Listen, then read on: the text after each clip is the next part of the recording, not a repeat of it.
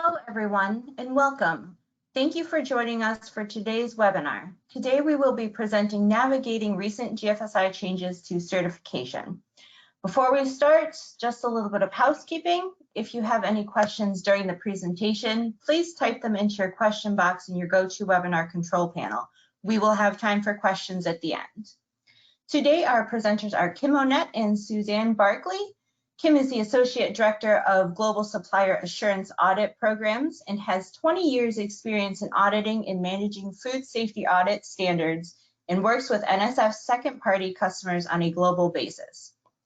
Suzanne is the Associate Director of Certification Programs and has a combined 13 years of experience working in the food industry and working for certification bodies on GFSI programs.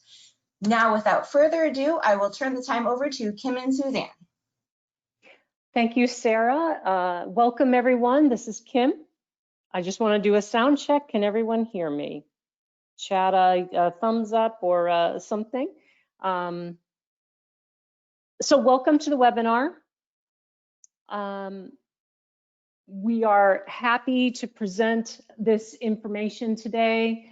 We know there's been a lot of confusion. Certainly, COVID has affected all of our businesses. So we want to provide clarity, provide information, and just set the stage for what you may have heard around or read about around risk assessments, remote audits, remote activities. There have been some challenges in communication and understanding. So we're happy to engage today and clarify those terms. We really felt it was important to engage with our customers to ensure we heard your questions and your concerns because we are in a state of constant change. It feels like every month is not the same, every day is not the same. So we're just wanting to stay connected to our customers. So I'll talk about NSF and I'll talk about those changes. And we'll have time for questions. NSF is an independent, not-for-profit organization. We have always been dedicated to providing services to improve public health and safety. That's how we were founded.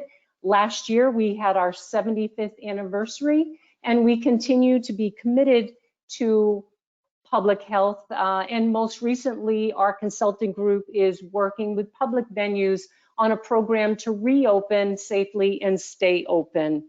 So allowing them programs and assessments to ensure they can open to the public and stay open safely. So we are happy to engage that way and continue our mission. If you're on this call, you've probably already engaged with us in our auditing business, but our services in the food sector include standards. So we would partner with government agencies and we write standards around water systems, water safety, and food equipment. We conduct testing for food, chemicals in food and around chemical safety programs. We offer product certification on lots of levels, organic, gluten-free, and other types of product certifications. We offer those services globally, just like our audit services. We also have consulting and training programs. These are obviously independent of the certification business, but can certainly support those businesses. So for one of our first points of clarity and information, we wanted to talk about the options and take an opportunity to clarify some of those pieces. So Suzanne is going to talk about risk assessments and extensions and the current status of the GFSI programs. I will clarify the difference between a remote activity and a remote audit. And then Suzanne will also talk about what might be involved in a remote activity. And then also the full on-site audit, because we still have audits going on. So I'll talk about that in a minute and what we're committing to you as an audit company. We also felt it was important to clarify some terms because these are coming up more and more frequently and they are somewhat confusing. So some keywords there that you see on the slide. The first one, the IAF MD4 2018. This is a document issued by the International Accreditation Forum, and it's a guidance document for all accreditation bodies and CBs who would use remote technology, or as that document and some certification programs prefer to refer to it as information communication technology, ICT. So the IAF document gives us a guideline so that all certification bodies and accreditation bodies globally utilize this technology the appropriate way, or in the most appropriate way to contribute to an audit. Remote activities are those that would take place with this technology. So virtual conferencing, Microsoft Teams, BlueJeans, Skype for Business, Google Chats, any of those technologies, or maybe even video monitoring that might be in a site and gathering data. So remote activities most often will involve those technologies. And recently, in some of the second party remote audits, we're using WhatsApp for visual observations at the site, and sometimes FaceTime. So depending on what technology the site has, we're happy to engage with that. So Suzanne will have more on remote activities and what that would look like coming up later in the presentation. Remote audits for NSF, a remote audit, to clarify, a remote audit is something that we are currently doing in the second party business only. And it is a full audit set to the specifications of that second party customer. And usually we see parameters by that second party customer around risk assessment utilized to determine what sites they would like to have audited remotely. And then we have a very strong integrity program within NSF around the remote audits, around requirements on how ICTs would be used, and then extensive report review at the end of the audit. We've secured a document exchange platform, so there are no concerns about safety of information that's passed forward. And we engage strongly with the site to ensure we're utilizing technology they are comfortable with. We are still doing full on-site audits. We are auditing to protect you. So I will talk about that in a minute, some of the things that we have committed to you and what we have the auditors doing. We are monitoring all travel guidance from the CDC and from individual states, so we ensure we're able to travel to where you are. And we want to partner with you. We understand that there are times, and you may have a no visitor policy in place, but maybe there's an urgent need for an audit, or you're concerned about scheduling your audit. Engage with us, talk with us about that visitor policy. We're happy to discuss that with you and anyone else on site if you would need that support. So this slide shows the commitment that we are making to you as a site. So we are, again, auditing to protect you. So we are requiring the auditors to monitor their temperature daily, record that temperature report if they are sick right away, obviously not working when sick. They are wearing masks, either issued by NSF or by the sites. We're happy to utilize the PPE that the site has. Sanitizing auditing tools, practicing social distancing while they are on site and conducting the audit. This is just a brief description of what we're having the auditors do, and we're glad to share that document with you and engage with you when it comes time to scheduling the audit, or if you have questions. If you're ready to move forward and you're concerned, we're happy to engage with you. So now I'll turn it over to Suzanne, and she will start talking about risk assessments and what's going on in the GFSI programs. Thank you, Kim. Yes, so we are going to start out with risk assessments. Risk assessments were introduced in an RA approved method by GFSI beginning about the end of March and going into April. And what they did is there was an extension process through completing a risk assessment that is adding an extra 6 months onto your certificate. So IAF MD4 is an internationally recognized standard that brings consistency for the use of information communication technology, and this will allow risk assessments to be performed remotely with virtual platforms. The ICT that you choose, or the virtual platform, should be chosen between the site and the auditor during the pre-planning step. And it is always great to make sure this is tested and that it is going to work for both the site and the auditor.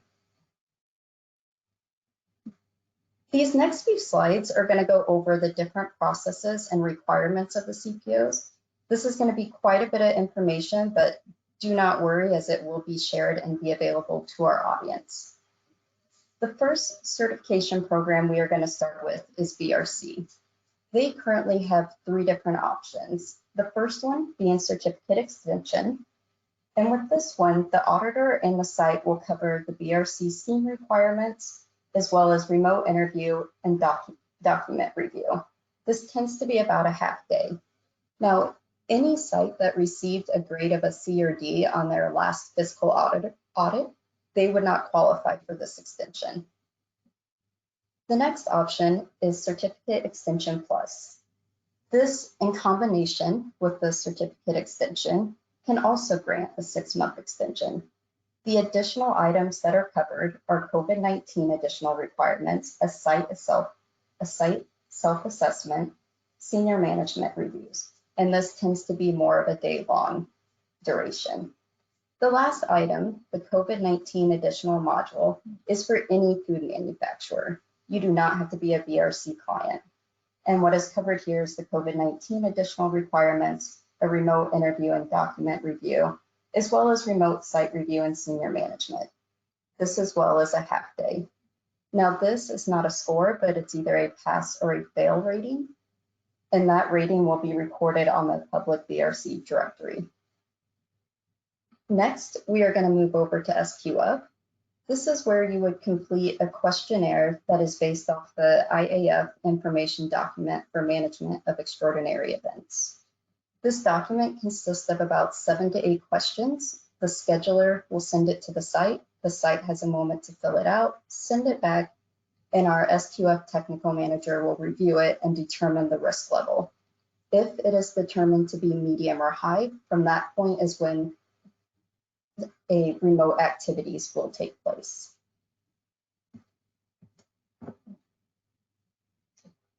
Now we're going to cover the last 2 supply chain food safety GFSI programs. First, we will start with IFS. They have the remote surveillance check. This is a 1-day announced audit, a remote audit, that will look at supporting management procedures and processes. Now, this is not accredited and will not lead to a certificate extension. The other option that can be used once travel bans are lifted is the GMP check. This is a way to give retailers and wholesalers quick feedback as to whether their suppliers are complying with important requirements regarding hygiene, food safety, and GMP. This is unannounced and it is on site, but again, it is not accredited and won't lead to a certificate extension. The last one is FSSC. FSSC is requiring risk assessments to be completed, and upon successful completion, this will lead to the postponement of surveillance audits as well as extension certificates. The process for this is very similar to our BRC process, where you will have a site and an auditor choose a virtual platform, and then they will conduct the remote portion. Now we will switch over and start discussing the agricultural GFSI recognized programs. All of the programs, Primus GFS, Global Gap, and Canada Gap, all result in a 6-month extension based on the successful outcome of a risk assessment. Primus just added the offsite document review, where it previously was not available. Global Gap has had this in place for a while. Now, Global Gap has added an additional 28 days between the offsite and the onsite, giving it approximately 8 weeks between phase 1 and phase 2. Canada Gap is the last one we will cover. Again, this is just like the other 2 standards. It's a 6-month extension based on the risk assessment. but they are currently not allowing off-site desk audits. Based on GFSI's position, this could change in the future. Now we're going to switch over to remote activities. I think everyone has been hearing quite a bit about the remote activities. This is an option that's been discussed the last few weeks, and as we await GFSI's position on whether this will be an acceptable method or not, there is a lot that has gone into the framework of how we could deploy remote activities. They're looking at two-step blended approach, and it will be developed in the alignment of the IAF MD4 international standard and used when discussing information communication technologies. Now we'll break down the two-step process. This will consist of an off-site and an on-site portion. During the off-site, the auditor will mainly focus on documentation review of policies, interviews, traceability mock recalls. We still would ask that this is a very engaging process. We want the customer and the auditor to be going back and forth and sharing this information, just like they would if they were on site. We will also conduct the traceability and mock recall exercise. Now, when the auditor would do the on-site portion, the majority of their time is going to be on the floor, observing the process, walking the grounds, interviewing your CCP operator, as well as if there were additional questions from the offsite part, you can then follow up with the auditor on site for any clarification that is needed. Anytime a new method or process is introduced, it's important to consider the integrity being built around the process. And that's exactly what the goal is when scheduling this. So when you go to schedule, you would schedule both the offsite and the onsite at the same time to ensure and lock in your dates, as well as the auditor would have the normal qualifications they would if they were doing it fully onsite. So this is what leads to keep the integrity in place. We feel that that this would stay a robust program, given that you put these two pieces together. Now I'm going to pass this back over to Kim, and she's going to talk about next steps. Thanks, Suzanne. So when we think about audit scheduling, it's important that we work together to get you the right auditor at the right time, within the right framework, transferring information through those secure document exchange platforms to ensure that we've got the information we need so we can help you maintain your certification, help you get through the extension process if that's what's needed. We are starting to see states open up, regions of the United States open up, regions in Canada opening up, and throughout most of North America and certainly in other areas of the globe. But it is still confusing. It is still constantly changing. So engage with us. We want to be there to support your process, to support you in understanding what the auditors will be doing to protect you. And we can talk further about that if that's something that you would need to feel comfortable to schedule. A couple other things to think about as you move forward through the as we move forward through the end of the year, and you're going to be engaging with virtual technology. Review your ICT capability. So review your internet connections, review your ability to maintain a video conference, and prepare how you would share documents that way, or at least give it some thought how you could easily do that. Maybe prepare the site. Think about preparing the employees. Having an interview through virtual technology is going to be new. So ensuring that the employees are comfortable and aware that may happen. You can talk with the auditor ahead of time to understand when it would be best to interview employees, because certainly we understand that you all are continuing to run, maybe running with a shorter staffing levels. So we understand that, and we'll work with you on that. So again, looking at the site, preparing the site employees for that. And then engaging with us to schedule the audit. Again, we want to get the right auditor at the right time, answer any questions you might have around the scheduling process and meeting deadlines. So we're happy to engage with you on that. So we will open the chat box for questions now. We are happy to respond to those. We have Khadija Morley on the line, who is our Director of Ag Programs. So if there are any questions around the ag standards, she's happy to engage with those. And certainly Suzanne and I will answer any questions you might have. If we don't get to your question, it's not a problem. We're happy to respond back to you, but I see that we have lots of time. And also, Suzanne, if you can just jump ahead to this slide, the email address you see in front of you, scteam@nsf.org is an email box that we designed specifically for answering these types of questions related to this webinar. So you are welcome to reach out through that email address or reach out to any NSF contact that you currently work with and currently have. They will certainly get you to the right person who can answer any questions you might have. So I will open the chat and monitor for any questions you might have.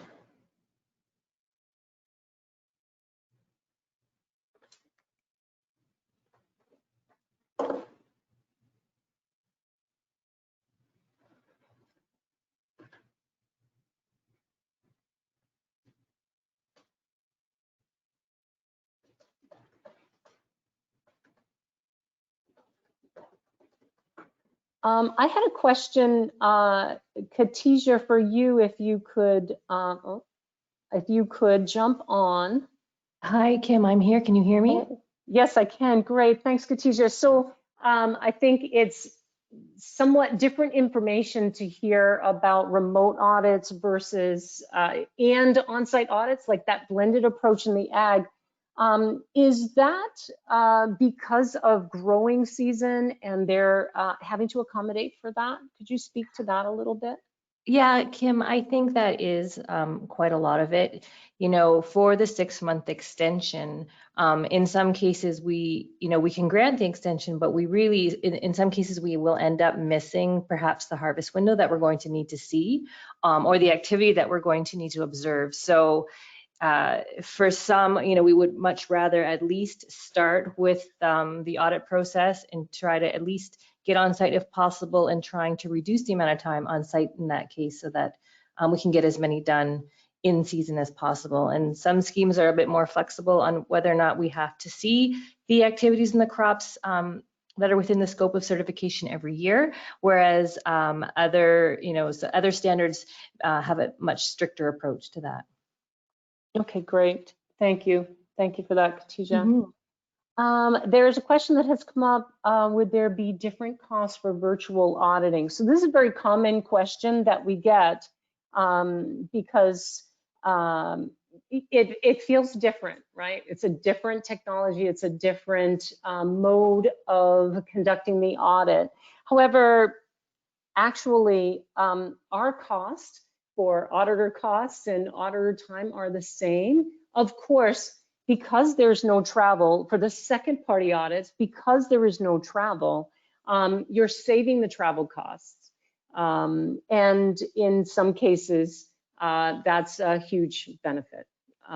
So we see costs savings in travel, some inefficiency in time with your time on site or online with the auditor. But a lot of the costs are the same. So the cost of an audit day is an audit day. We still have all those integrity procedures behind the scenes with report review and calibration and those pieces. So for the most part, those fully remote audits are at the same cost. Suzanne, if you wanted to jump in there Yes, thank you, Kim. Yeah, and speak to that from a certification perspective, that would be great. Yeah, no, thank you. And for us, like mentioned, the two options at the moment are the full audit as well as the risk assessment. And the cost associated around the risk assessment, we are still utilizing an auditor. We are still going through a technical review as well as closing cars and issuing certs. And so again, it's like Kim said, those costs stay in place. And then it is based off the duration or the amount of time that that auditor is used for that virtual risk assessment. Okay, thanks. Okay, so I have another question around, it's a great question around pre-recorded videos. So for a remote audit, would you allow pre-recorded videos? Pre-recorded videos are being utilized, but it wouldn't be something that would have been done like the day before. The way that we are using that is the auditor during the opening meeting or at some point in the audit would possibly say, can you go capture a video of the following area and please upload it within the next 20 minutes.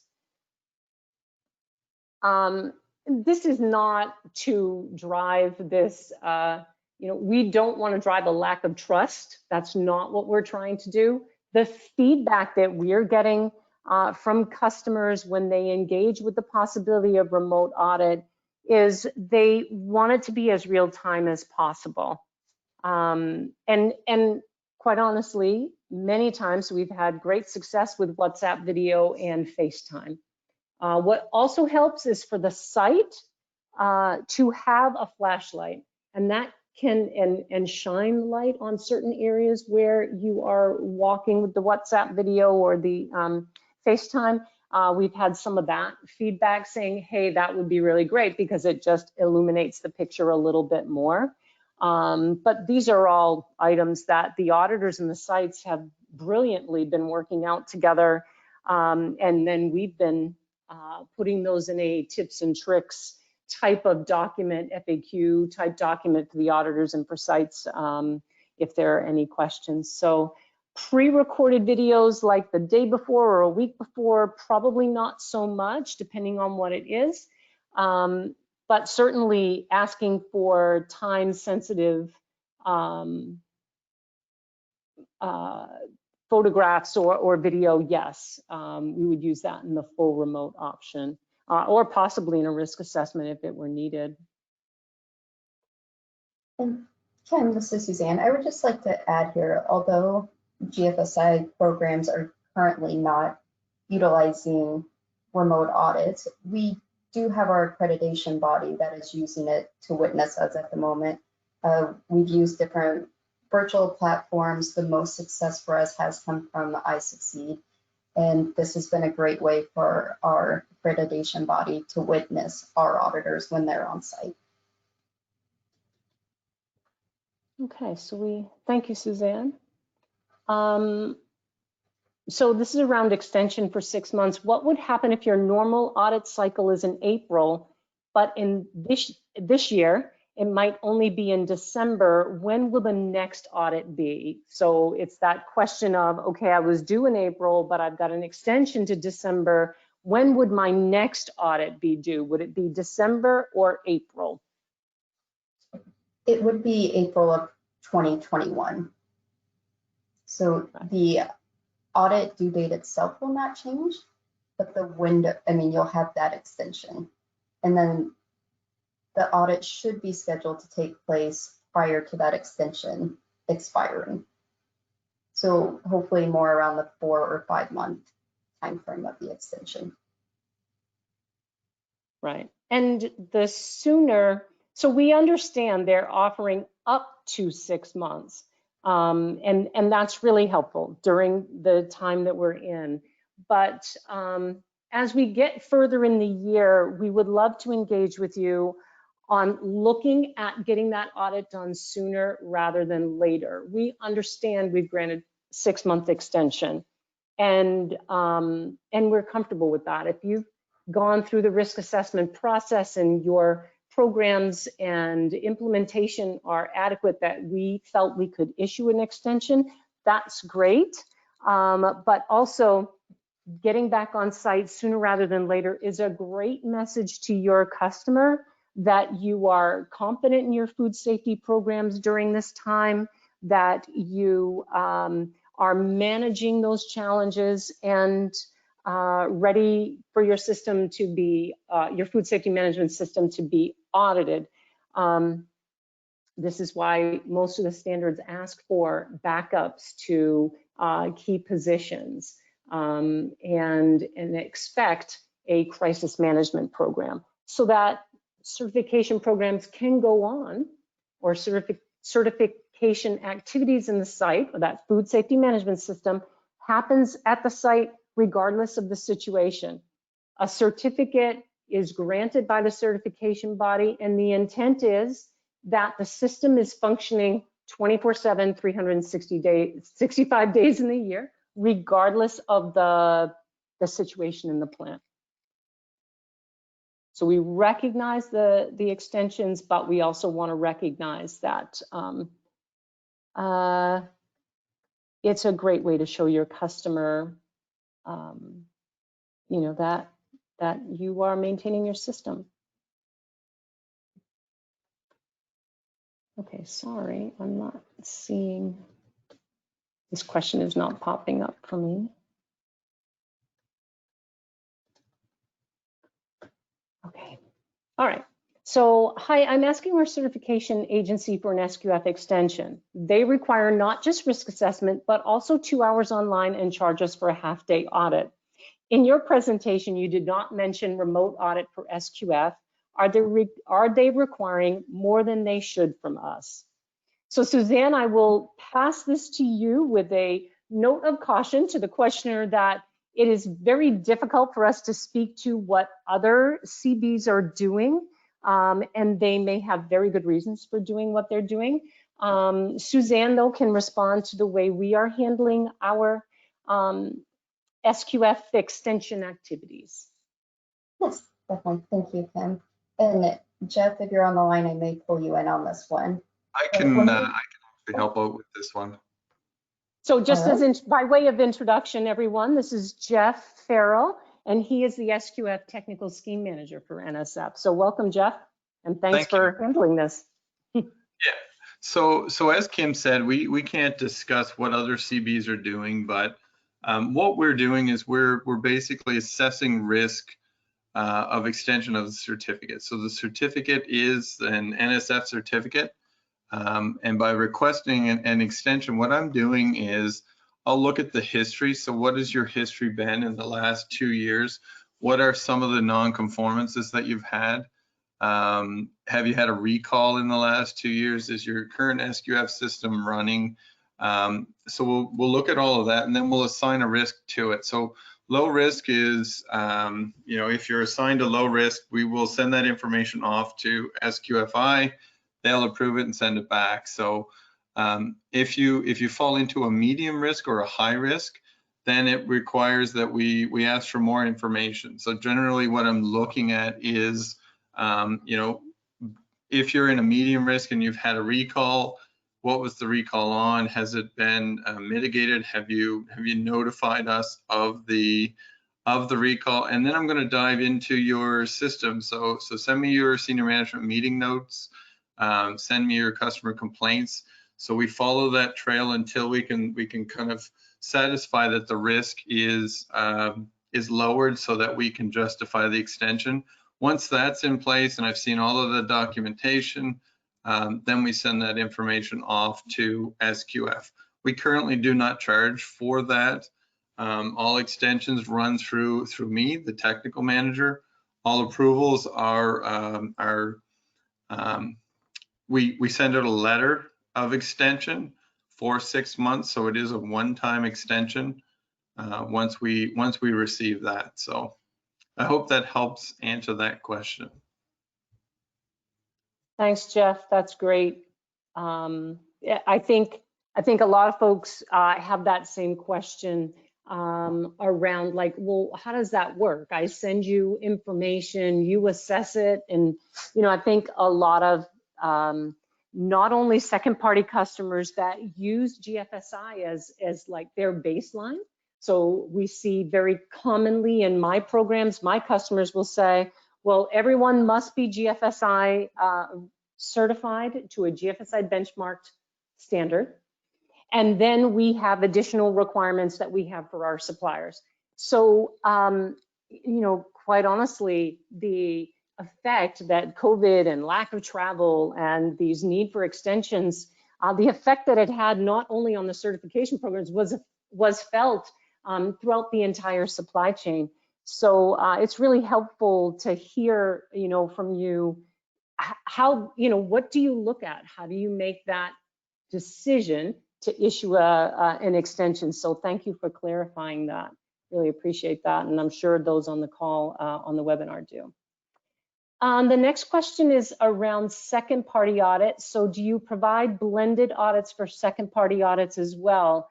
Yes, we can. We are working individually with each second party customer around what they need. If you would like to engage with us on that, please reach out, just shoot an email to the email you see on the screen, or any NSF contact that you have, because we can work with your second party customer and work with you to discuss what your options are. But blended audits, sometime offsite and sometime onsite, is what we have been working to try to put in place also. So we're happy to engage with that and provide the service that you need and be able to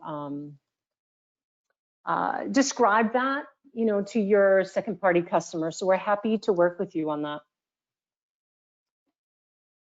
One of the questions coming up is around the strength of the on-site audit is the virtual observations. How would you account for the observations rather than the audit just being another document or video review? So obviously, we prefer on-site. I mean, we understand that. That is the preferred, recognized method for on-site auditing or for a third-party audit or even a second-party audit. That's the world we lived in before COVID, right? The expectation was on-site. COVID gave us an opportunity to look at how we could do things differently and possibly better. So yes, we have had, I will say we have had a lot of success in the fully remote audits in the second-party business, utilizing FaceTime video, WhatsApp video, any technology that the site is using. And I think a lot of the times, you know, I have a lot of years as an auditor, so I understand the value of being able to walk through a site and use your 5 senses, right? Look up, look down, follow the audit trail of maybe an odd smell or some pest activity that you see on the floor, or anything like that. I understand that there's a concern around that. But what we can also do in the virtual audit and in the document or interview portion of the audit is really look at the site's internal audits and what their current corrective action plans are and what non-conformances they found. Again, it is great when the auditor finds it, maybe, you know, standing water on a floor. The auditor should be finding that. More importantly, the site should be finding that, taking action to correct it, taking action to prevent that from happening again. So when you spend time really assessing the management system of findings and physical issues in the plant, or ensuring that the site is responding to the pest control operator's findings.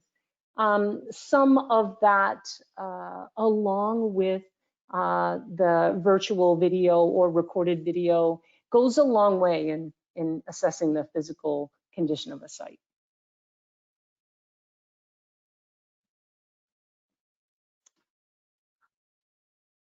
Okay, just continuing to scroll through. Let's see. cannot. Sarah, if you could check the chat box. Oh, here we go. I have another one. It's difficult to see in this platform. If a site is, for example, FSSC certified and is no longer affected by COVID pandemic and the audit is scheduled at the end of 2020, is a remote assessment really needed? We are happy to come on site whenever we can. We are still conducting on-site audits. We are working with sites that, in spite of having visitor policies in place, recognizing the essential service that we provide, recognizing the value we provide by being on site and conducting that audit and what it says to the facility's customers. Risk assessment, if we can get on site, probably not. But I would probably give Suzanne a chance to chat about that. Yeah, no, definitely. Thank you, Kim. Thanks. And I'll also bring Liz, our FSSC technical manager, into this, but specifically for FSSC, there was an impact assessment that was sent out to all of our FSSC customers to evaluate the impact from COVID. And based off the evaluation, which was completed by Liz, it determined then if you needed a risk assessment.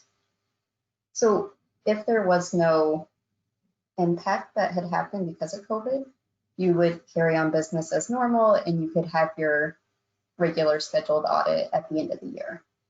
If they felt that there was impact and we needed to dig a little bit further into this, then a risk assessment would be set up and would take place. And Liz, if you would like to add on to that, feel free. Hi, Suzanne. You did a really nice job with that. That's exactly the case. Okay, great. Thank you, Liz. All right, great. Thanks, thanks, Suzanne and Liz. So we have another question around the on-site audit. Is it decided by NSF or is it decided by the plant? So I will answer that from a second party perspective, and then I'll have Suzanne answer that from a certification perspective. So in the second party part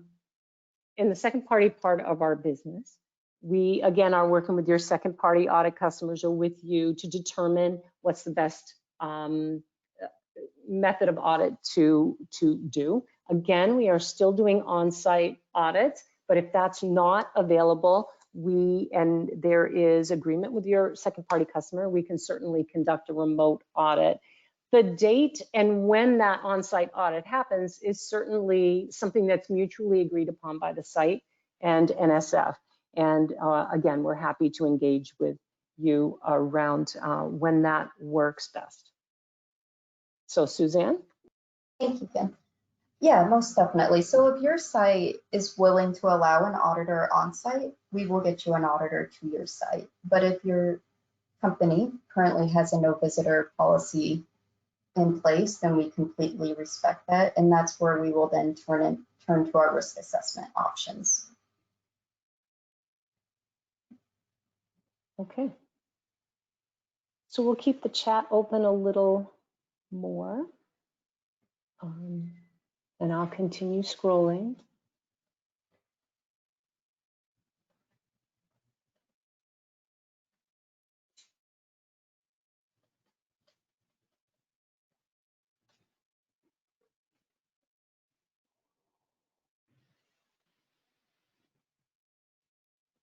So again, I want to remind everyone, if you are uncomfortable typing a question or you just feel like your question is too specific, that makes sense. We're certainly in interesting times.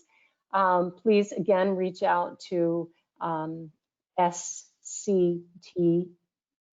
teams at nsf.org, and we are happy to answer any questions you might have.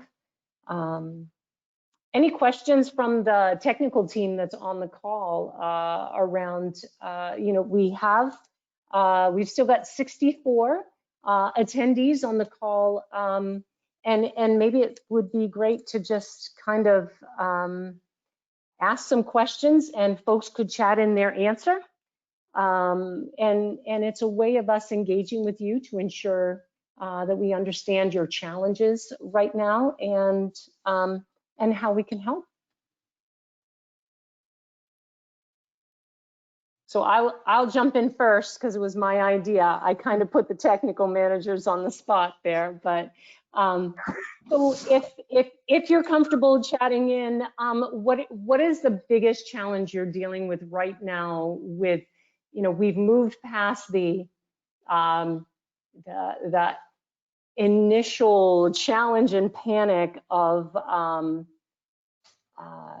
COVID and like where we were in March and April. We're starting to move forward. Have your challenges changed from the beginning to now? What are you all dealing with out there? So you can just chat it into the entire audience or things you've heard.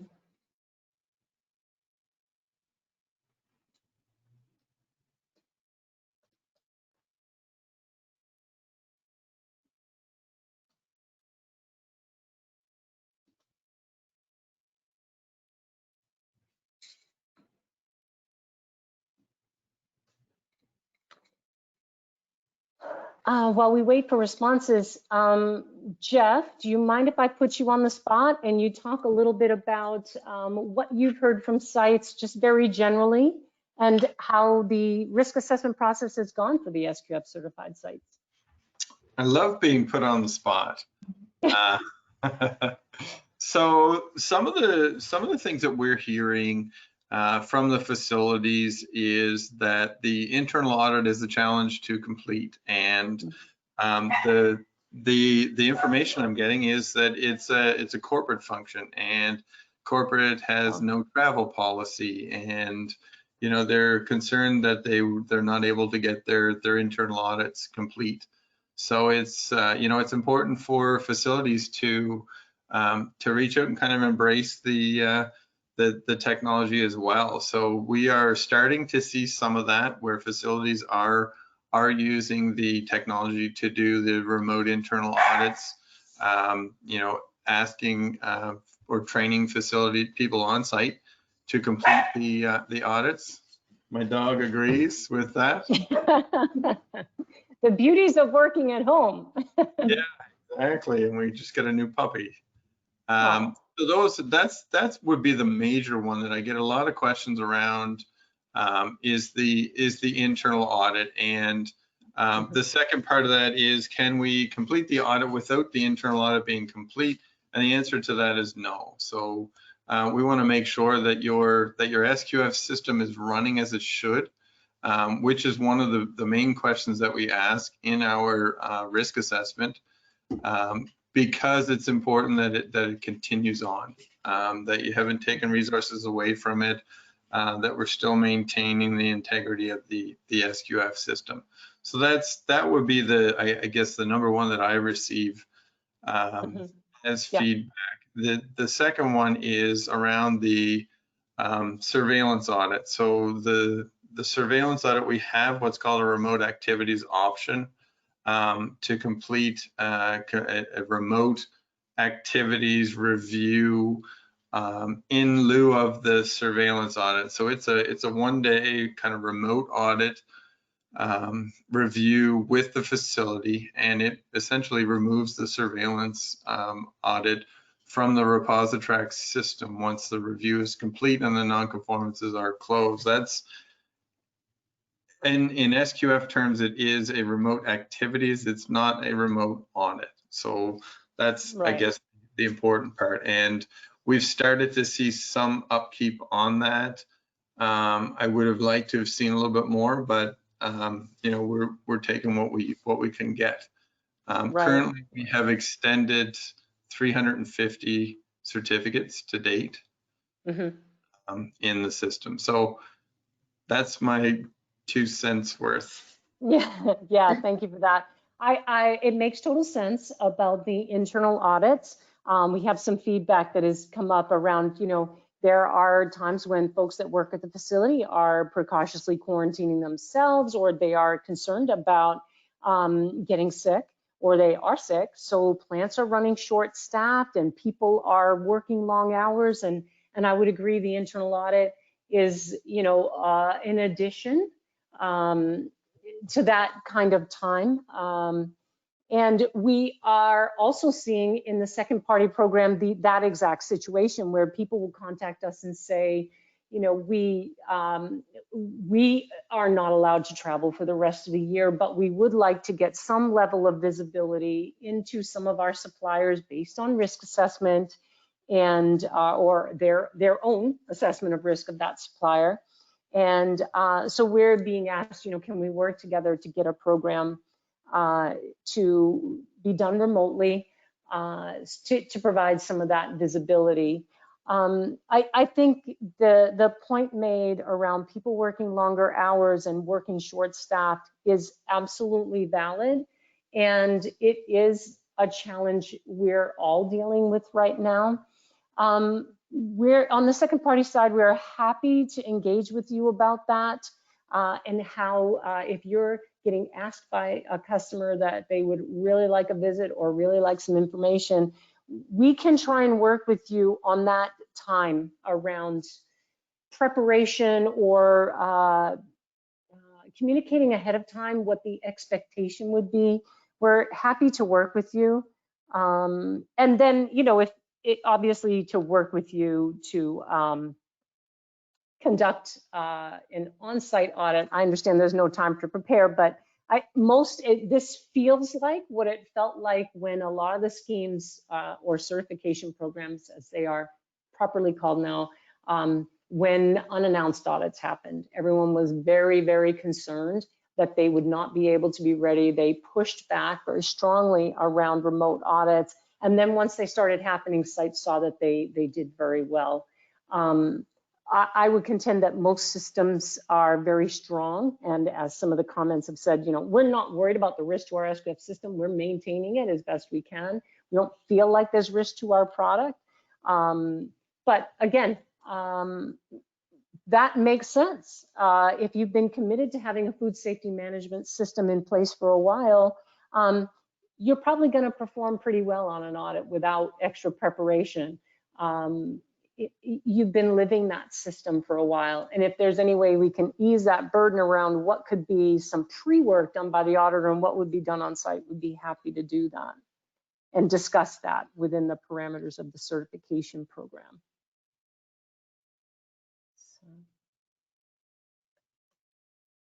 Suzanne, anything you'd like to add from the other, or Liz maybe, or around BRC on what some of the challenges you've seen there? Yeah, thank you, Kim. So unfortunately, our BRC technical manager is not with us today, but I think the biggest thing for BRC right now is they did feel they recognized there was a need in the industry to add a couple different risk assessment options, and that's why they did include the Certificate Extension Plus as well as the COVID-19 additional module. And I think it was a great pickup, especially the COVID-19 additional module, to make sure you feel you're being able to comply during this pandemic and not make it specific to the BRC scheme. So I did just want to add that in, and I think it'd be great to hear from Raquel from IFS. She is our technical manager, and because IFS did take a different approach, maybe what she is hearing from our customers in regards to not being able to extend their certificate, but the alternative methods that they did put in place. Yeah, all right. So for IFS, as Suzanne said, they are not allowing extension of certificates. So the two tools that we have, the remote surveillance check and the GMP check, we had a couple of requirements for the first one, for the remote surveillance, which is a document, pretty much a document review, for 6 hours remote check. And then we didn't have any required for the GMP check. It's an on-site, unannounced a day audit. And I just want to add one thing, because Jeff said about the internal audit, that the clients are struggling because of the the travel restrictions, and usually the corporate guys do the internal audit. So for IFS, they released a statement a couple of weeks ago that for internal audit, they can, it is allowed to complete the internal audit remotely. So as soon as the company do their risk assessment for that process, they can complete their internal audit remotely. So that's a good thing because that helps a lot. And we know that they are really struggling to complete to have all the internal audit completed. Thanks, Raquel. That makes sense. As we see travel budgets shrink, you know, there will certainly be more discussion around what those options would be.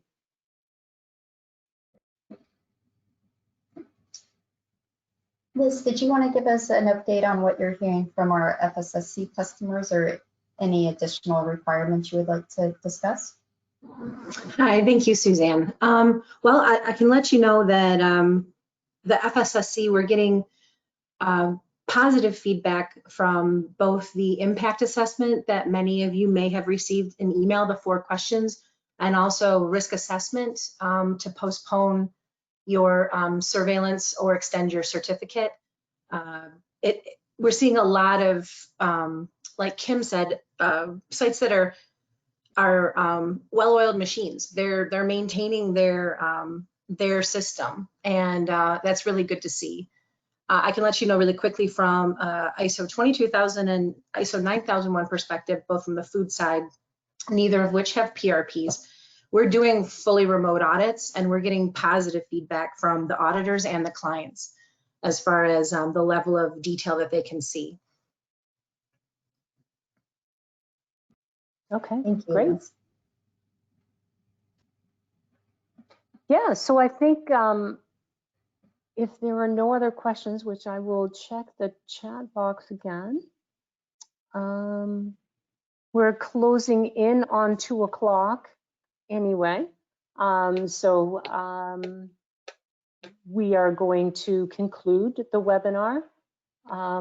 Again, if you have questions that weren't answered or you have an additional question, please reach out at the email address that you see on the screen, scteam@nsf.org, or with anyone that you have a connection with at NSF. We are very happy to engage and work with you to maybe at this point it's just work with you to finish out 2020 as we all navigate the new parameters and the post-COVID world. So thank you very much, everyone.